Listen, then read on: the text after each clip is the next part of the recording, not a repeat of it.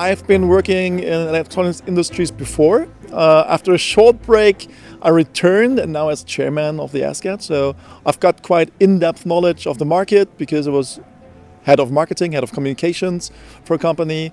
So that was an integration company back then. And now I'm more into developing standards than into using them in practice. The SGET or SGET means Standardization Group of Embedded Technologies. So we're a non-for-profit organization that develops open standards for the industry or for various industries. And we've been in place for like 10 years now. We have like 5 standards in place now. And the most popular is probably SMARC, that most watchers will know. And the other one is Q7, which is also very popular. But we also have like Embedded NUC and one software-related standard that is UIC, the Universal IoT Connector that we have developed.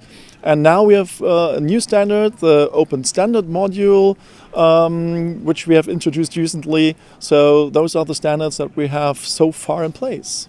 We need to develop standards as we have developed the SGET. We've been in place, as I said, for 10 years. So in 10 years' time, a lot has changed. So we have those COM modules with a connector. That is the first generation, as I would call that. And now with the Open Standard module, we have a solder-on standard, the first solder-on standard that is in place. So I'd call that the second generation because it doesn't need a connector anymore. And I wouldn't say that we have another standard, but it's an evolution. It's more or less something that needs to happen in order to maintain momentum and to further develop the market and to help customers get better results in the end. So that's why we have that. Standards have always helped in further developing the markets, I think. If you look back, then it was always a standard that has changed things. Be it a standard for connectors, be it a standard for processors, for no matter what. There were always standards in place. So I think looking from a European point of view, we need standards and we need to standardize in order to keep up with the development, with the pace, and to have building blocks in place that help us be more cost efficient, because that is what we need. Be cost efficient, be more productive in the end. So yes, I think we're really good at that right now, but we can do better. And in order to be better, we have to further develop our standards. Computer on modules are in place for ages now. I'm looking back at ETX as a form factor, which was really huge, and by that time it was a real innovation. But that is like 20 years ago now, and now we're looking at the OSM standard, which is stamp sized. So we have that in 4 different sizes, from the size 0 to size S, size M, and size L. And the biggest of which is like half the size of our SMARC modules, which is a credit card size. So yes, we're looking at miniaturization, as I would call that, in all kinds of technology. So the smaller the footprint, the more cost efficient the solution in the end. So yes, looking at OSM means more cost efficiency, saving space, and that is probably something that's worth looking at. I think it's important to have that second generation of computer on modules, because looking at the size, it's like a smaller footprint, as I've mentioned. It's the energy efficiency that goes along with that. It's the cost efficiency that goes along with automation, because it's not only that you can automatically solder on these modules, but you can automatically have them tested, which is quite new. And usually, if you have a connector, you have to manually integrate that onto your baseboard. And now you can solder that automatically. You can test it automatically. You can, at the same time, for example, flash a new software to it. So that's quite a nice feature there.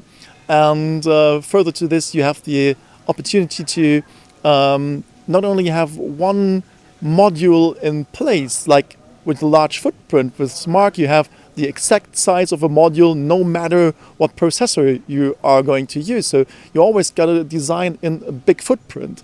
And OSM comes with some nice features there, like 4 different sizes, ranging from the size 0, which is a small size with a small MCU, for example, STM32, to a large module with 662 pins and probably x86 processors on it in the future. So we can cover that range. And that's a nice little feature that I haven't seen in other standards so far. So you can design in a small module or a big module, and they all share the same footprint, or a fraction of the footprint, that is. Well, the electronics industry has a lot of things going on right now, a lot of problems that we're facing.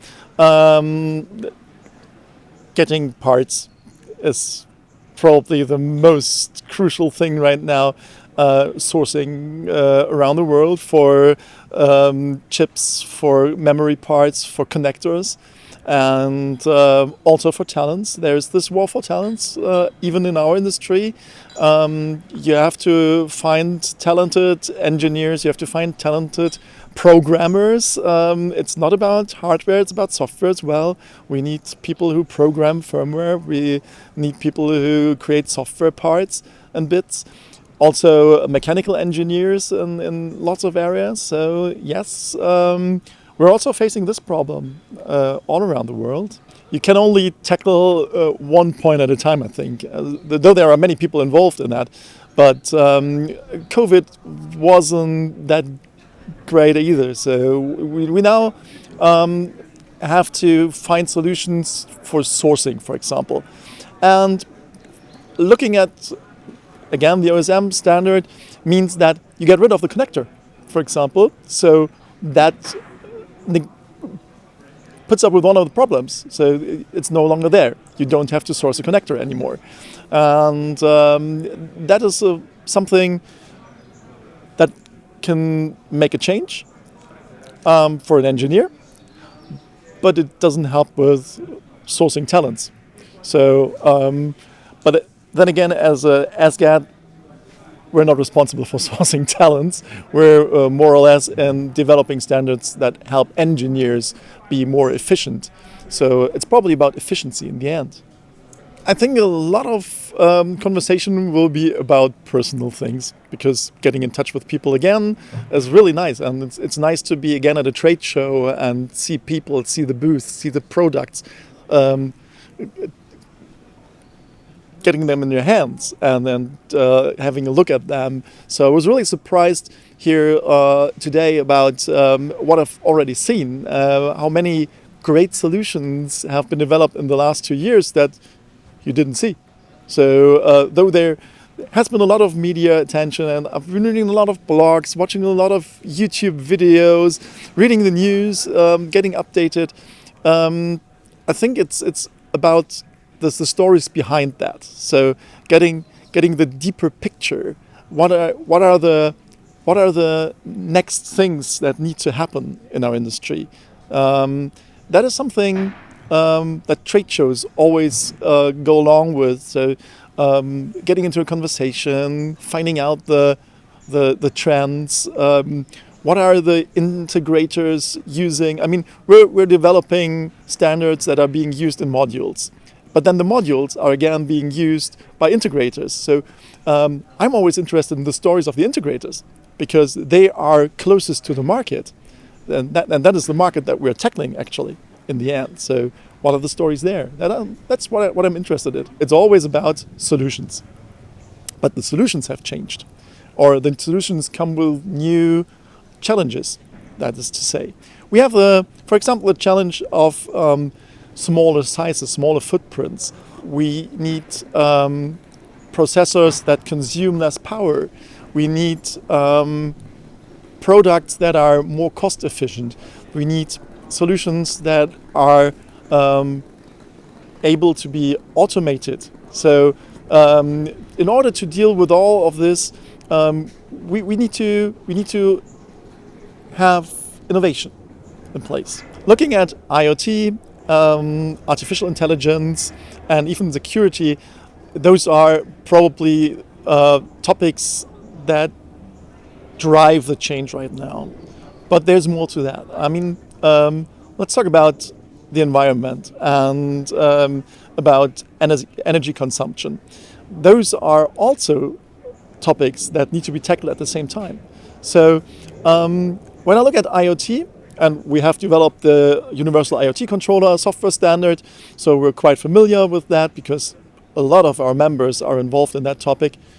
I see that the hype is probably ending. I think that most people have realized that it's about connection. So let's talk about connection more than that. And that goes along with artificial intelligence because AI requires a lot of connectivity in the end in order to transfer all the data that's necessary for AI. And that again will drive a change in the market. But there are currently standards in place that are huge and require a large footprint. But I'm curious to see what will be the next big thing when it goes smaller than that. But I don't know. I don't know which it is. I'm in love with technology. I'm in love with hardware and software, actually. So most guys here are either hardware or software. I'm in love with both because that makes the magic happen in the end. So you have these cute little gadgets that do things. And they do it sometimes in hidden places that you wouldn't expect. For example, a ticket vending machine, it's a computer in the end. So you don't realize that when you buy a ticket. And I think that's like magic. It just happens.